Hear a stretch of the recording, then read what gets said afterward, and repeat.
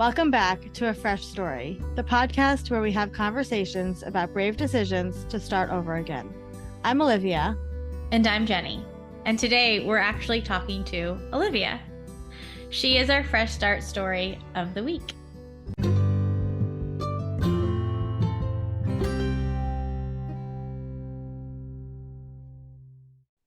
Hi, sis. How are you? How you doing? I'm good. How are you? I'm good. I'm going to be honest. I am a little nervous to share my story. It's scary to be intimate in that way and vulnerable on the large, massive World Wide Web. It is true. But I would love to. I get a lot of questions about kind of how, and I asked on Instagram the other day for questions. One of the questions was, with your marriage, was it a slow fade, slow fizzle? How do you know when to leave kind of question? How do you know when to leave, and what kind of happened? And I will preface all of this by saying this is my story and the way that I perceived it, the way that I felt it. Right. You played a big part in that story, especially kind of in the last couple days. And I played a big part in the story from tops to bottom. Let's back up, right? Let's do a little history lesson here. So I met my significant other online on Match.com. Ex-husband, I think is the term you're looking ex-husband for. Yeah, that we actually met on Match.com in 2008, and then we chatted, but then we did not meet up again until 2009.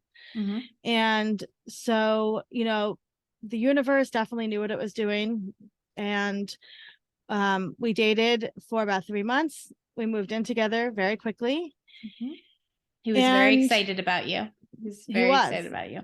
And I was very much in love. Mm-hmm. Very, very much in love. Mm-hmm. I talk about manifesting everything you want in your life. I definitely manifested him, and it was everything I wanted.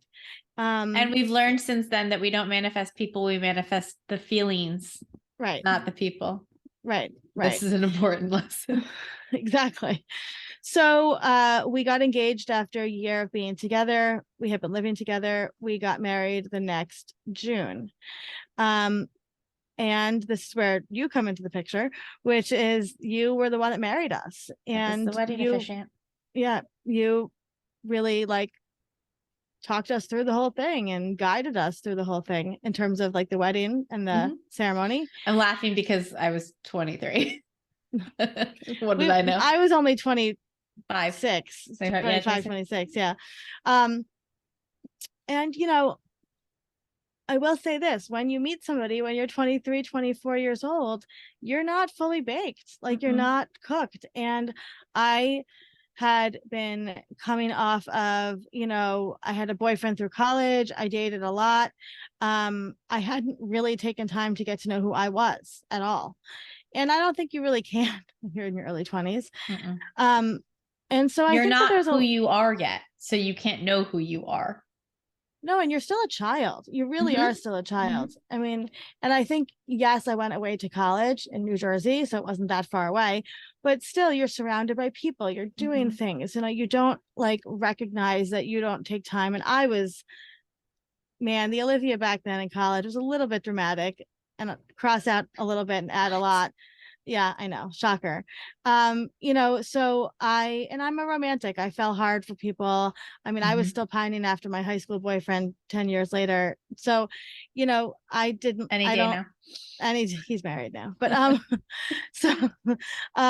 then the 16-year-old me did not make good decisions, but, so I think there is an element of just, yes, go ahead. I think the problem is the 16-year-old you and the 23-year-old you and the 23-year-old me. We didn't make bad decisions. We just didn't make good decisions. And there's unfortunately, a lot of space between those two things. And it's very hard, I think, often to recognize when you've made a decision over a bad decision. A bad decision feels much more obvious. Yes. And I will say that I'm somebody that my intuition is my superpower. And I definitely saw red flags and overrode them for many, many relationships that I was in.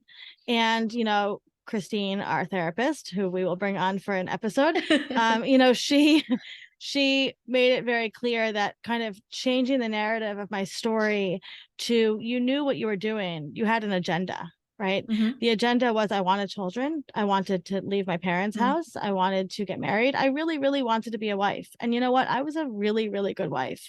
And I even remember being 26, right? We coming back from the honeymoon and thinking, like, do wives wear their hair differently? Do they do things differently? Like, I was just a child, in so many ways. And so my point is that there is an element of, just matching with somebody that you ultimately grow apart from. And when you choose to put yourself first and you grow and get help and mental help for yourself, and the other person doesn't necessarily choose the same direction, it's really tricky to stay in a committed relationship with that person, whether it's a boyfriend or partner or even a parent, right? So, and in a lot of ways, our stories are very different, yours and mine, of starting over. But the place where they really diverge, and where they converge and then diverge, is at this point of being so young and meeting somebody. And you can't say what your non-negotiables are at 25, because you don't know what your non-negotiables are at 25. And they can change a lot. And so that's kind of the point at which, like, both of our stories are similar, and we'll talk about that on my episode, but it's interesting. And I think true for so many women, right? You see this across TikTok, and then you throw kids into the mix, right? And my children come before anything, and that really changes the dynamic of a marriage. And again, it goes back to, can you choose to work on that and to move together as a couple, or are you ultimately going to grow apart and do separate things? We definitely had problems in the marriage for many, many years that we both kind of would, skirt around, push under the rug. There was this narrative of like, well, we don't fight, right? We don't fight with each other, and we don't yell at each other. But there was also, my soul was slowly dying. Right. I was managing everything, raising 2 kids, running an agency, cooking every single meal, doing every single load of laundry, cleaning every room in the house, making sure everybody's emotional labor was taken care of, making sure that everybody had what they needed all the time. And that was killing me from the inside out. And so the way that I dealt with that, and probably, you were probably the only person that really saw what was happening. You spent a lot of time in our household. You felt the vibes in our household, and they were not good vibes. They were not good vibes. And there were many times that you told me, you got to go to therapy, you got to do this, that. And until I was ready, it's like, you don't want to open the Pandora's box, because I knew once I started therapy, my entire life would be kind of over. I knew. And it was, how many therapy sessions did your marriage last? Well, we'll get into that. Yeah. Okay. I knew a couple years after having my second son that the marriage was not going to last. And I think that we both knew that. And nobody wanted to say we both, that. do you mean you and your ex-husband, or you and me? All of us, everybody included. No, I don't think you never said anything to me about that. Never. No, it seemed an impossibility. I don't know. I mean, I think as much as, the way our family's set up and the way that we're set up, and we've worked on this. It's, as much as you decided on him, I decided on him. And I thought, my sister is my treasure, and I'm willing to let this person marry her. I was very sure that was the right choice for you too, which is a feeling of guilt that I've had to deal with, of like feeling responsible for, as your little sister, allowing you to marry someone, as if I can't even get you to watch a movie. So I can't make you marry someone. This goes back to another bigger question, which is really, you marry a family, right? And, or do you? I mean, right. Or do you? Right. Right. And divorce affects everybody. My divorce was a huge black spot in our life for many, many years. And not that I mean, everybody was so supportive, and by black spot, you mean sort of like energy. Dark. It was just a dark. It was a dark, but it was yeah. Like, it was something that the whole family was putting energy into. Everybody not was dark spot like shame. Like, that's not what you mean. No. I mean, like, it was like a dark energy. It was like we were all dealing with it together. It was the thing. It was, how's Olivia doing today, and is she okay? How are the kids doing? Right? Is she worried? Is she scared? Did she talk to her lawyer? Did she not talk to her lawyer? 100%. Yeah. And I think that's something that we're bringing up too with Fresh Starts, is like, really, like, what does it mean to get divorced for everybody around you, and how can they support you? But where was I can't remember. You were saying too, about a little bit after your second was born, so I think, and I kind of relegated the idea that, like, to stick it out, so we come from a family of divorce, right? Our parents are divorced, all of our grandparents are divorced. I very much never wanted to get divorced. I wanted a family. My dream in life was to raise my children with a devoted partner. Right. And, they often say that, like, what you don't heal in childhood, you get in your marriage. Yeah. And that's what happened. And so I think, the marriage was teetering for many years. And then, he pursued a lot of wonderful hobbies for him that he was fantastic at and made him really happy. And I was supremely happy for him and proud of him as a wife. But it left me with a lot of questions of, like, well, what am I going to do? Like, where's my position? Do I fit into this? Yeah. Right. My job isn't just to iron shirts. Right. And so, I tend to, as a classical studies person, think a lot of my life like kind of as a hero's journey, Joseph Campbell. And, that call to action started kind of like tickling in the back of my brain. And so I struggled a lot with binge eating. I probably put on 75 pounds in the course of 10 years because I was stuffing my feelings down. And to be clear, this is not just feelings of my marriage. This was a lot of different things that had happened in my life. And I had, again, the internet, it's a crazy place, but I had connected with Christine, who at the time was just a habit coach. And she was opening up a habit coaching company, and she said, would you be interested in trading some of your beautiful writing for us helping you with your binge eating and coaching? And I thought, well, this is fantastic. I had no money to spend on therapy at the time. And I was living very much paycheck to paycheck in terms of my own finances, because I paid for a lot of things in our life. And it's sad looking back. I had to dig into money that my grandmother had gave me to pay for preschool because I didn't want to ask for help from my spouse. And I think that says a lot about kind of the situation that I felt like I was in. And so when I started working with Christine, I had been a freelance writer for many years. I had pieces published in many different things. And she asked me, does he read your writing? And I thought, no. And she said, well, do you want him to? And I thought, no, because I was afraid that he would say something.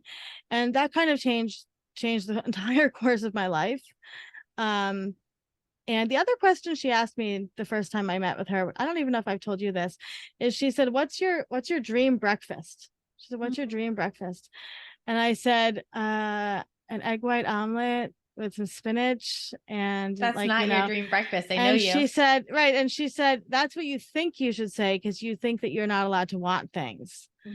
And you like a couple of eggs scrambled, some potatoes, a little bacon, and some like you do like maybe some peppers and onions. And basically like the breakfast I get. And a piece of a bagel, right. or a piece of bagel. Right. Yeah. I mean, bagel, cream cheese, and lox, like that. I love it. Right. But it really was like these questions were questions I'd never, for 10 years, I hadn't looked inside myself. I was just on autopilot, and I was incredibly sleep deprived to the point where I was mentally not okay and having intrusive thoughts. And we don't talk about this stuff, right? Culturally, like we don't say, like, talk about moms having all these thoughts and being sleep deprived. And um, I started therapy in March. And by April 15th, my marriage was over. And I will say it was a very sped up month, right? So I think I went to, I think I was at 3 therapy sessions.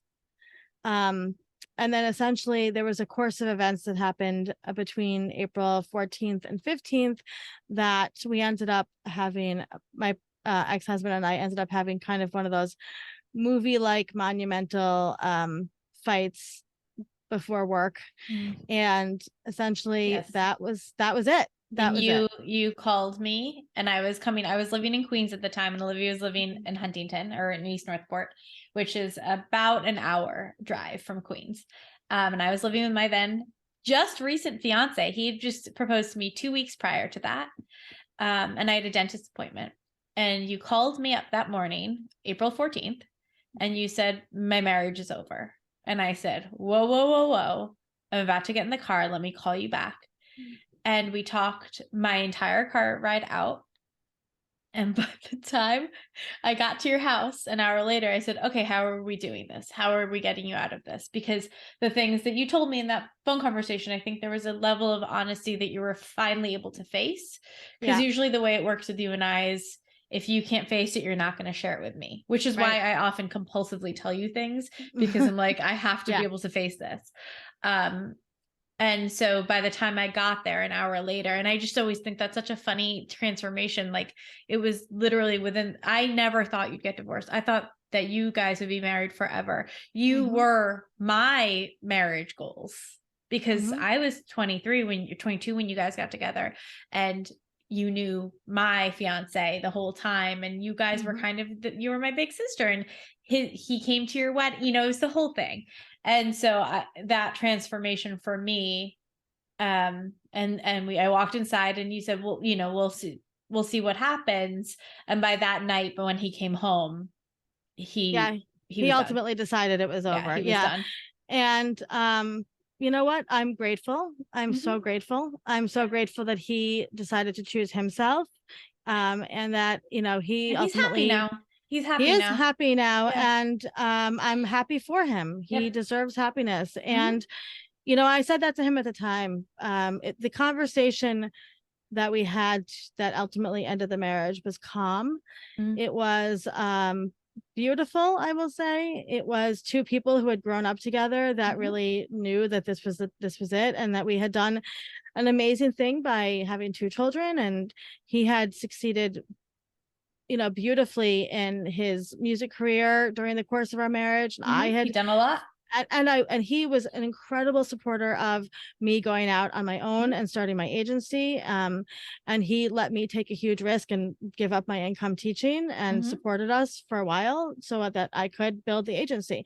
So, many, many beautiful things happened in that marriage, but it was a marriage that was also fraught with a lot of trauma from both of our childhoods and both of our lives. Not inflicted upon each other, but you carried it in. We carried it in. We had a lot of, and again, we were young and we didn't know. And, going from meeting online at 24, and then you have a house and kids and jobs and this and that and parents to take care of. And, it's a lot. And I think it like spun our heads in a major way. But, we ultimately decided, to separate. And I think, he decided it was probably best for him to, do his thing. And I think it was a gift that he gave me, and he knew that. And it was,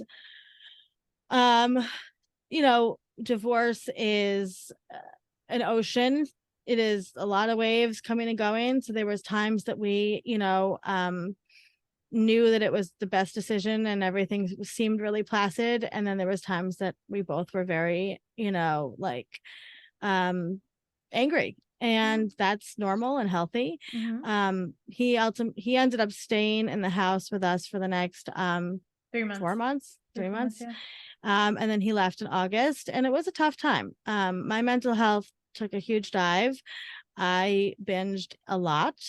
I used to, we have an amazing babysitter who is an angel on earth, and she came that whole summer so I could work, and I would go to the library to work, and then I would go to the pizza place next door and binge eat pizza. And I knew it wasn't going to last forever, so I kind of let myself wallow for a while. But that girl was very sad. She was a very, very sad, very scared person, and didn't even realize, like, you know, it was like marching. She just had to march ahead, just had to march ahead. And, you know, so we went through the divorce process during the pandemic, which was in a way a blessing because we had the option to stay calm on our sides of the country, and let our lawyers do stuff. But it was a scary time. It really was, you know, between the pandemic and kind of up this splitting of the atom, right, of your life, and figuring out how to, like, who was I? I wasn't a wife anymore. I, you know, needed to kind of turn inward and figure that out. And that's when I started working with Meg O'Neill and did a lot of therapy. I did a lot of psychic medium sessions. And it was after he left in August that my then fiance and I came over, and we. Right. So he left August 4th of 2019. Yep. And you guys came over and we gutted the house of any emotionally charged items. And added a security system. We moved things. We added, I mean, we just sort of repainted the boys' room. We tried to lighten up the house. We put artwork up. We never put artwork up. There wasn't a mirror in the house. It was a sad house. It was a sad house. It was a house of two people that did not really belong together and were trying very hard. And both of you did not want to be there in that house, in that neighborhood, in that town. No. It was a concession for both of you. And our souls didn't want to be there. Yeah. No. And you are two people, for better or for worse, that really have I'm like this too, very romantic views of yourself. And I think that house and that life and the concessions that you had to make to be with each other were so settling for both of you, and it wasn't going to work. Like, he is a musician and he's great at that, and he wanted to be on stage and in the fray and everything like that.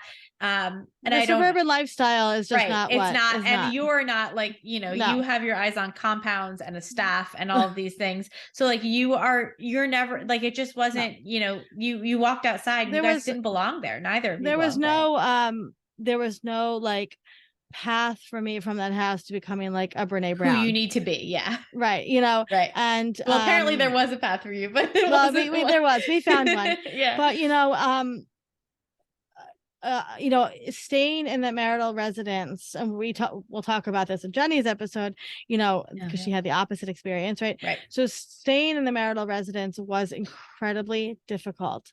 And I am really grateful that he and I worked out a situation that I could do that, because my children could stay in the house and they needed it. And we ended up staying there for another 3 years.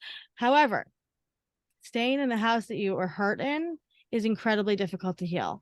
And my nervous system was never calm, even after he left. And it was very dark to be there, and just jittery and very lonely and cold. I think back to those nights.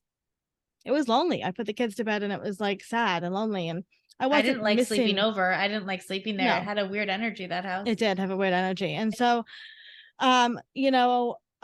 when I was thinking about all this stuff, that's really when the idea of Fresh Starts came to me, because I was like, this is so overwhelming. Like, how do people go through this stuff? And I could see the website in my head. I knew exactly what I wanted. I knew that I wanted a place that people could go and quickly build a registry of the things that they needed, so they could rebuild their life quickly and in an empowering way, and then have all these people that they could access. Because during the course of my divorce, how many people did I use? Right. I had actually, how many divorce lawyers? I think we had a mediator. You had 3 different divorce lawyers. I had 4. I had 4. And 4 different divorce lawyers. I had a mortgage broker. I ended up having a real estate person, therapist, Reiki healer, children's therapist. Also, Mihaly did your sleep training with the kids, which was fundamental for you. Yep. It was life-changing for sure. There was a behavioral therapist for the kids. There was art therapist for the kids. There was a regular therapist for the kids, talk therapist. There was I'm trying to think. I used Meg, so I had a healer, a Reiki healer, a psychic, an astrologer, right? So personal organizer. I did have a personal organizer. So, as I was thinking through this, I'm like, how do you find all these things? Right? How do you get all these people? So that's really where the impetus for building Fresh Starts took place. And I remember saying it to you, I want to build this thing. And at the time we actually made more money during the pandemic with our other social media agency than ever. So we were really busy and we did not have time to build a new company. And also I was planning a wedding. Yeah, and I was homeschooling the kids, right? You were homeschooling. So we tabled the idea, but it was in my journal. And we knew that there had to be a better way to do this, right? There had to be a better solution to picking up the pieces for whatever the fresh start is in your life. And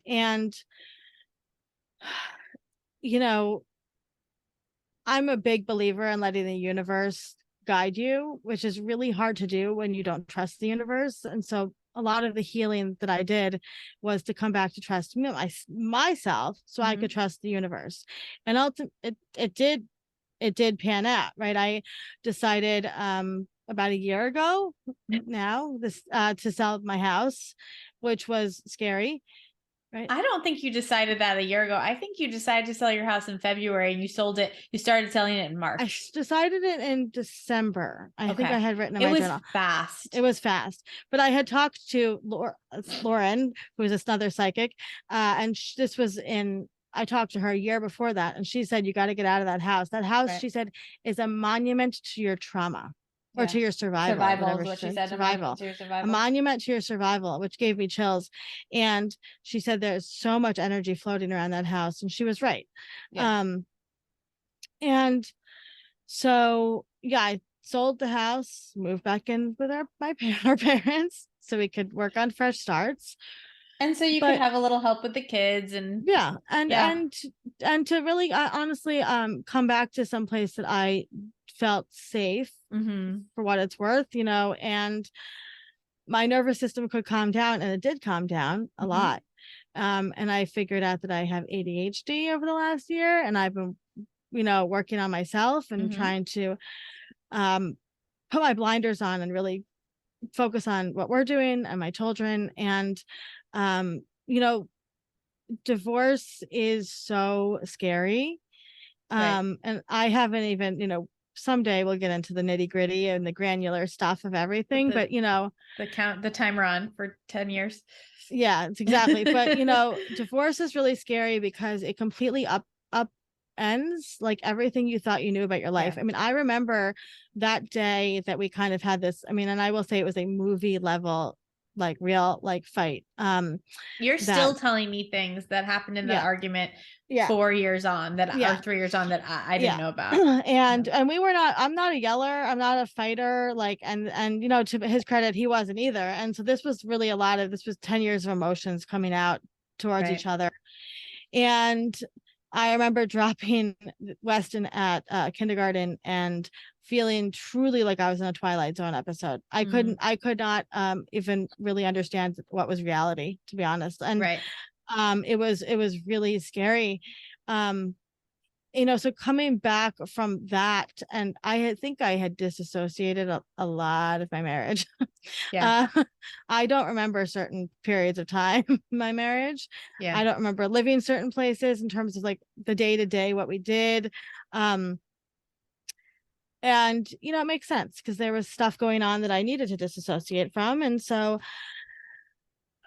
when you can get yourself to a safe place post-divorce, post-breakup, and finally start the healing process, it is like shifting timelines. It's truly like you are finding out who you were in a way you never thought that you could. So I guess the marriage, it fizzled for a while and then it exploded. And then You know, it reminds me of, like, they say that a woman, and not that I'm not putting this on your marriage, but that a woman in an abusive marriage or abusive relationship tries to leave, I think, 7 times before they actually do. Yeah. Yeah. And it also, like, you cannot leave until you leave. I don't, like, you cannot leave. And we can get into this on my episode, but, like, the day I left my relationship, I could not have left one day earlier. Like, it was over the day it was over. Yep. And how do you know when to leave? Like, you talk to people, you look around, you make sure that you're safe. Like, these are the things that there's are no way to go backwards, right? There's no way to go backwards. And I remember, there were certain things that conspired the day before we had this big fight, and I was up all night crying. And it was like the universe just, like, put it in me and was like, you got to just go through this time. And when I kind of got up the next morning and we had this big fight and he went to work and I took care of the kids, and I went to Target, because that's where all suburban moms go when their marriage is over. And that's how you know. If you're going to Target and crying, that's walking how you know. around Target, and I called my parents, and both my parents, said, you guys got to go to an emergency therapy session. Right. And so I called all these therapists, and we were texting a little bit during the day, him and I trying to figure this out. And we ultimately did go to one therapy session, really, which was to kind of just say the marriage is over. And which was funny, because by the time when you made that appointment, it was, let's fix this. And by the time you got to that appointment, which was like a couple days later, it was like, okay, how do we end this? I also think it's an interesting note that, like you said, our maternal grandparents were divorced. Mm-hmm. Our paternal grandparents are divorced. Mm-hmm. Our parents are divorced. Our dad was with a woman for a number of years and had our little sister with her, and they're not together anymore. Mm-hmm. So we have a lot of divorce in the family. Mm-hmm. And I think one of the rhetorical things you hear a lot is, well, people who come from broken families don't take marriage that seriously. And I think this goes to show you that that's complete bullshit, because everybody in the family was ready to pull for you guys and was ready to say, no, we're your community. We witnessed your marriage. We stood by you, and we will support you to stay together. Mm-hmm. And that's, because I think not everybody in our atmosphere said that. Like our family did, and other people did not. And so my point is, so I think divorce is, this gets back to my point about, like, that TikTok I made about glamorizing divorce. I think when you go through it, how heart-wrenching it is. Mm-hmm. And in any capacity, as a child, as a parent. Yeah, you don't. Right, and so you're like, if we can do anything to avoid this, let's do anything to avoid it. And I think that that's when, if you can look at your side of the street and go, I've tried everything. I've gone to therapy. I've made myself better. I've raised my vibrations.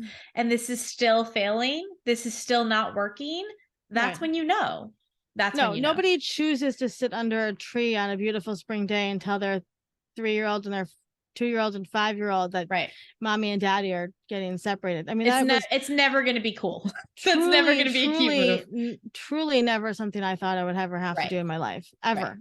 Right. I thought I was locked down and good to go, and I was going to, die a happy wife and grow old with this man, really. Right. That was really my intention, and I do believe that was his too. I just think that people change over time, and people, I also think that having children brings up a lot of childhood trauma from people, and it really does change who you are on, like, a cellular level. When you see your children get to a certain age and go through certain things, and if you don't seek help, like, all parents should be in therapy, truly, before you start having kids, during having kids, all of it, because it really messes with your mindset. And if you truly can't support the person that you are with in their joy, then that's not going to work long term. No, it just won't. No, we're in a constant process of becoming who we are, becoming inquisitive, becoming joyful. And that is kind of my only measure of life. And if you can't support your partner in their, like, pursuit of joy, I just don't know why you would want to be with that person either way. No, and we're so much culturally, like, the cultural narrative is hang on, right? Hang on, work on it. We can get to that in my episode. But here's, I have to say, like, snarky love is not love. It's not love. And sounds like a bad Lady Gaga song, snarky love. It's, snarky love is not love. Love shouldn't make you question yourself. Love shouldn't make you have a stomach ache in the morning. No. It shouldn't. And, that's not love. No. It's not love. And, control isn't love. And so, I think that it's important that if you are in a situation, that love should be joyful. And like there are certain things that you're going to have disagreements on, but you shouldn't be afraid to say no in a marriage. You shouldn't be afraid to speak up. There shouldn't be a time that you are nervous to talk to your partner really about anything. With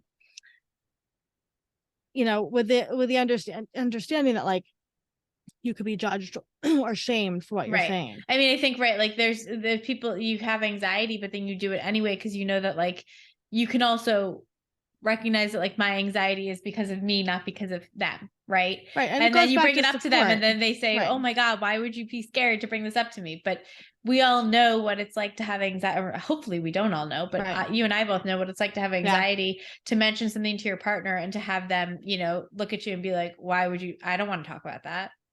Or make fun of you or whatever it is, So, that happened, and it was my fresh start, and it led to fresh starts. And, we couldn't, I have to trust that was exactly what was supposed to happen. 100%. And he is happy, and, he is with somebody that he very much loves, and I'm so happy for them. And, life ended up the way that it was supposed to end up. And I have my beautiful sons, and I have my career, and I have, this whole world in front of me. And I have a path. And that was part of my path, right? That was part of it. And I had to go through that in order to be where I am now. And so, divorce may be heart-wrenching and scary, but it's also part of your journey, and it's a blip, and you get through it, and, that's your fresh start, and then you move on to another fresh start. So constant process of becoming. I mean, the fresh starts never end. Never.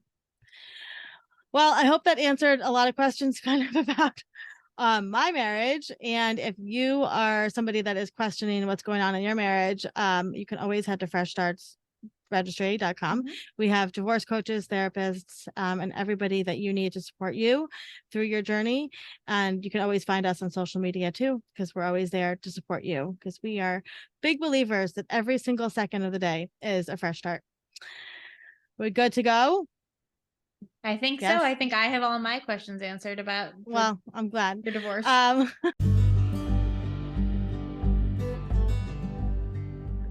Thank you for listening to today's story. We are always here, and we are so proud of you. Until next time, Braveheart. A Fresh Story is brought to you by Fresh Starts Registry, the first and only platform for everything you need to start again. You can read the show notes and learn more about today's episode on freshstartsregistry.com/podcast.